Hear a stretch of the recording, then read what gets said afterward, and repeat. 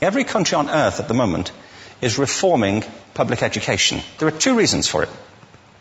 The first of them is economic. People are trying to work out, how do we educate our children to take their place in the economies of the 21st century? How do we do that, given that we can't anticipate what the economy will look like at the end of next week, as the recent turmoil is demonstrating?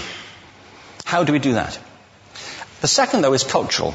Every country on earth is trying to figure out, how do we educate our children so they have a sense of cultural identity and so that we can pass on the cultural genes of our communities while being part of the process of globalization. How do we square that circle? The problem is they're trying to meet the future by doing what they did in the past. And on the way, they're alienating millions of kids who don't see any purpose in going to school. When we went to school, we were kept there with a story, which was if you worked hard and did well and got a college degree, you would have a job. Our kids don't believe that. And they're right not to, by the way. You're better having a degree than not, but it's not a guarantee anymore. And particularly not if the route to it marginalizes most of the things that you think are important about yourself. Some people say we have to raise standards as if this is a breakthrough. You know, like, really, yes, we should. Why would you lower them? You know, I mean, I haven't come across an argument that persuades me of lowering them. But raising them, of course we should raise them. The problem is that the current system of education was designed and conceived and structured for a different age. It was conceived in the intellectual culture of the Enlightenment and in the economic circumstances of the Industrial Revolution. Before the middle of the 19th century, there were no systems of public education. Not really. I mean, you could get educated by Jesuits, you know, if you had the money. But public education, paid for from taxation, compulsory to everybody and free at the point of delivery, that was a revolutionary idea. And many people objected to it. They said it's not possible for many street kids, working class children, to benefit from public education. They're incapable of learning to read and write, and why are we spending time on this? So there's also built into it a whole series of assumptions about social structure and capacity. It was driven by an economic imperative of the time, but running right through it was an intellectual model of the mind, which was essentially the Enlightenment view of intelligence. That real intelligence consists in the capacity for a certain type of deductive reasoning and a knowledge of the classics originally, what we come to think of as academic ability. And this is deep in the gene pool of public education, that there are really two types of people, academic and non-academic, smart people and non-smart people.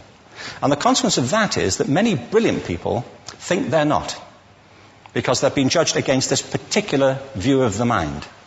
So we have twin pillars, economic and intellectual. And my view is that this model has caused chaos in many people's lives. It's been great for some. There have been people who've benefited wonderfully from it. But most people have not. Instead, they suffer this.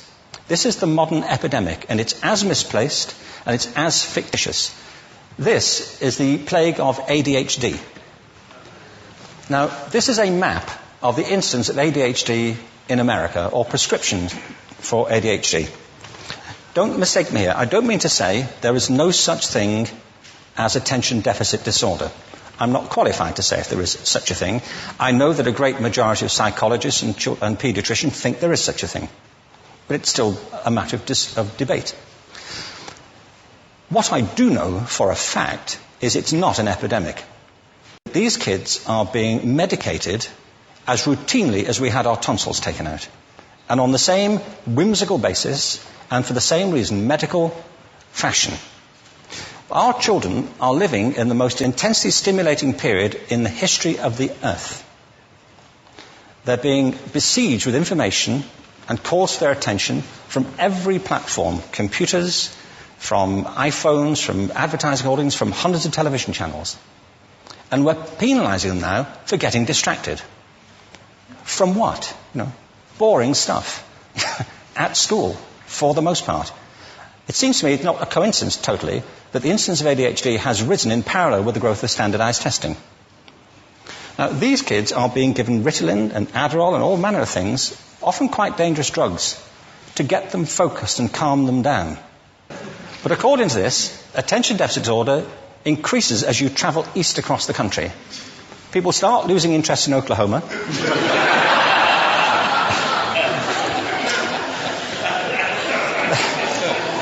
They can hardly think straight in Arkansas. And by the time they get to Washington, they've lost it completely. And there are separate reasons for that, I believe.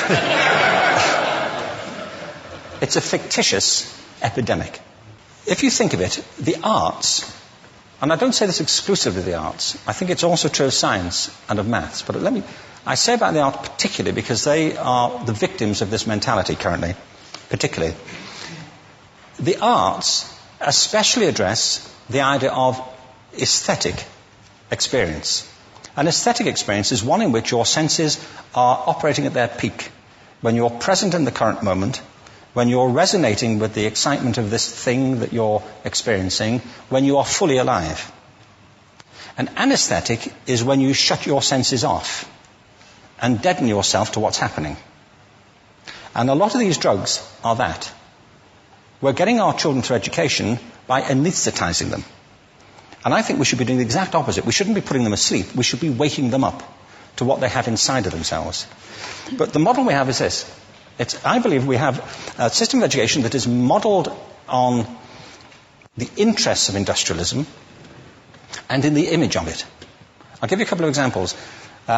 Schools are still pretty much organized on factory lines, ringing bells, separate facilities, specialized into separate subjects. We still educate children by batches. We put them through the system by age group. Why do we do that? Why is there this assumption that the most important thing kids have in common is how old they are? It's like the most important thing about them is their date of manufacture. You know what I mean? Well, I know kids who are much better than other kids at the same age in different disciplines, or at different times of the day, or better in smaller groups than in large groups, or sometimes they want to be on their own. If you're interested in the model of learning, you don't start from this production line mentality. It's essentially about conformity, and increasingly it's about that as you look at the growth of standardized testing and standardized curricula. And it's about standardization. I believe we've got to go in the exact opposite direction. That's what I mean about changing the paradigm. There was a great study done recently of divergent thinking. Published a couple of years ago. Divergent thinking isn't the same thing as creativity. I define creativity as the process of having original ideas that have value. Divergent thinking isn't a synonym, but it's an essential capacity for creativity. It's the ability to see lots of possible answers to a question, lots of possible ways of interpreting a question, to think what Edward de Bono would probably call laterally, to think not just in linear or convergent ways, to see multiple answers, not one. So, there are tests for this. One kind of cod example would be people might be asked to say, how many uses can you think of for a paperclip? One of those routine questions. Most people might come up with 10 or 15. People who are good at this might come up with 200. And they do that by saying, well, could the paperclip be 200 foot tall and be made out of foam rubber? Does it have to be a paperclip as we know it, Jim? Now, there are tests for this, and they gave them to 1,500 people. This is in a book called Breakpoint and Beyond. And on the protocol of the test, if you scored above a certain level, you'd be considered to be a genius at divergent thinking. Okay? So my question to you is, what percentage of the people tested, of the 1,500, scored at genius level for divergent thinking? Now, you need to know one more thing about them. These were kindergarten children. So what do you think? What percentage at genius level? 80. 80, okay. 98%. Now, the thing about this was it was a longitudinal study. So they retested the same children 5 years later, ages of 8 to 10. What do you think? 50? They retested them again 5 years later, ages 13 to 15. You can see a trend here, can't you? Now, this tells an interesting story, because you could have imagined it going the other way, couldn't you? You start off not being very good, but you get better as you get older. But this shows two things. One is we all have this capacity, and two, it mostly deteriorates. Now, a lot of things have happened to these kids as they've grown up. A lot. But one of the most important things that happened to them, I'm convinced, is that by now they've become educated. They've spent 10 years at school being told there's one answer, it's at the back. And don't look. And don't copy, because that's cheating. I mean, outside schools, that's called collaboration, but inside schools. Now, this isn't because teachers want it this way, it's just because it happens that way. It's because it's in the gene pool of education. We have to think differently about human capacity. We have to get over this old conception of academic, non-academic, abstract, theoretical, vocational, and see it for what it is, a myth. Secondly, we have to recognize that most great learning happens in groups, that collaboration is the stuff of growth.